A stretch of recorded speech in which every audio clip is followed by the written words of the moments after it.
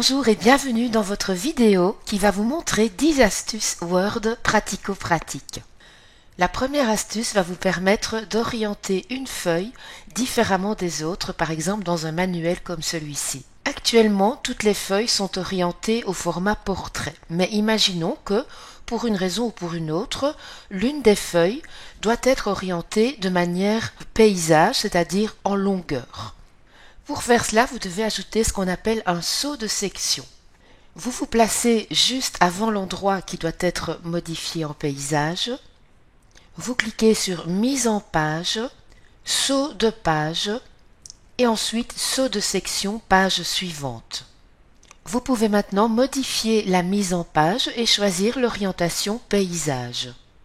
Vous voyez à partir de ce moment-là que les feuilles qui précèdent celles que l'on vient de modifier sont bien en portrait et toutes les autres sont maintenant en paysage. Nous allons donc devoir réinsérer un saut de section en cliquant sur Mise en page, Saut de page, page suivante en dessous de Saut de section.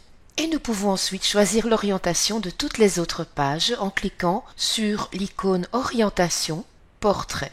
Et voilà donc le résultat. Nous avons toutes nos pages au format portrait, sauf la page que nous avons modifiée. La deuxième petite astuce va vous permettre d'intégrer une image dans un texte et la positionner de manière correcte et facile. Pour intégrer une image, il vous suffit de cliquer sur Insertion image et de choisir la photo que vous souhaitez intégrer dans le texte.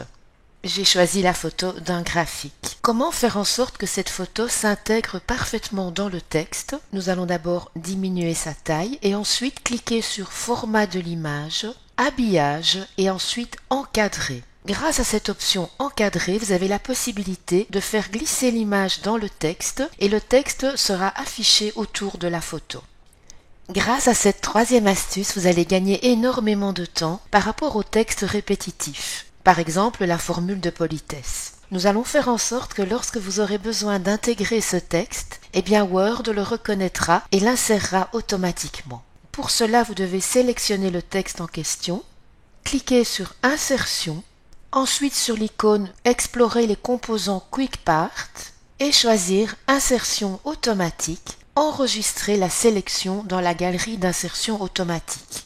Et là, vous allez avoir deux façons de travailler. Vous pouvez par exemple indiquer dans la zone de nom un mot, une lettre, un symbole que vous allez retenir. Par exemple, dans ce cas-ci, poli, puisqu'il s'agit d'une formule de politesse.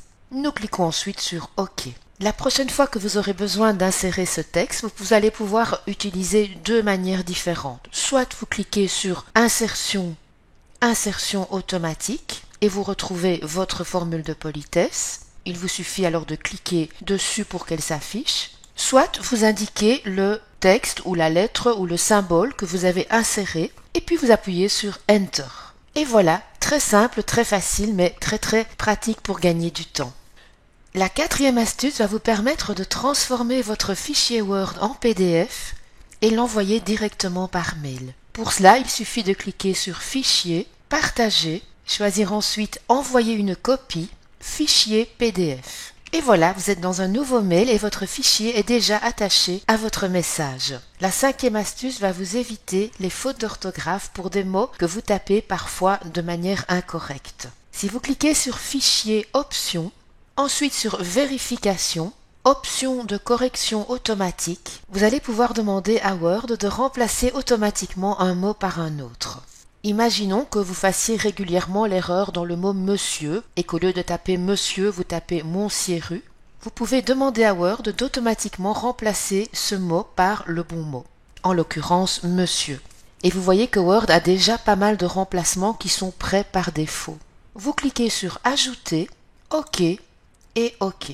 La prochaine fois que vous ferez l'erreur, j'indique donc cher Montcierru, quand vous appuierez sur la touche d'espacement, le mot sera automatiquement corrigé. L'astuce numéro 6 va vous permettre de gagner du temps dans la conception de différents documents. En effet, Microsoft vous propose de nombreux modèles gratuits qui sont déjà mis en page et qui sont très professionnels. Pour les trouver, vous cliquez sur Fichier, Nouveau et vous voyez déjà pas mal de modèles qui sont proposés. Vous allez pouvoir, si vous le souhaitez, insérer un mot-clé qui va permettre à Word de vous aider et de vous proposer des modèles adéquats. Par exemple, CV. Vous appuyez ensuite sur Enter. Et vous voyez que Word vous propose de très nombreux modèles de CV. Nous allons choisir celui-ci par exemple en faisant un double clic. Et notre modèle apparaît. Nous allons pouvoir remplir le CV comme nous le souhaitons, insérer éventuellement une photo et l'enregistrer. C'est gratuit, c'est pratique et tout est prêt pour vous. L'astuce numéro 7 sera très utile si pour un cas ou un autre vous avez besoin de créer un texte, par exemple pour faire des tests ou pour créer des styles. Il n'est pas toujours évident de trouver un texte qu'on pourra travailler. Eh bien, voyez ce qui est à l'écran, égale rand avec les parenthèses. Si vous tapez cela dans un document Word et que vous appuyez sur Enter, vous voyez que Word vous propose un texte que vous allez pouvoir utiliser, exploiter à votre guise. Vous pouvez même aller plus loin et demander à Word de vous créer 5 paragraphes, par exemple, qui contiennent 10 lignes. Dans ce cas-là, vous allez indiquer égale rand et entre parenthèses 5,10 suivi de Enter. Et voilà, nous avons maintenant un texte plus long. Nous pourrions aller beaucoup plus loin et créer par exemple 10 paragraphes de 100 lignes. Donc cette petite astuce est très pratique si vous souhaitez par exemple tester des styles, des mises en forme, des mises en page, etc. Grâce à l'astuce numéro 8, vous allez pouvoir très facilement insérer une ligne entre deux paragraphes. Nous nous plaçons entre deux paragraphes et ensuite nous insérons 3 tirets avant d'appuyer sur la touche Enter. Et voilà notre ligne qui s'affiche entre deux paragraphes. Découvrons l'astuce numéro 9. Grâce à cette astuce, vous allez pouvoir modifier l'aspect de votre texte en insérant à la place d'un bloc plusieurs colonnes. Si vous souhaitez par exemple modifier le premier bloc qui se trouve ici, qui est composé de 3 paragraphes en 2 colonnes, vous allez sélectionner le texte en question, vous rendre dans Mise en page, choisir colonne et ensuite sélectionner le nombre de colonnes, par exemple 2. Et voilà notre texte qui s'est transformé. Au lieu d'un bloc, nous avons maintenant 2 colonnes. Pour plus de clarté, vous pouvez également insérer une ligne qui sépare les 2 colonnes. Pour cela, vous sélectionnez votre texte, vous cliquez sur colonne, autre colonne, et ensuite vous cochez l'option ligne séparatrice. Et vous cliquez sur OK.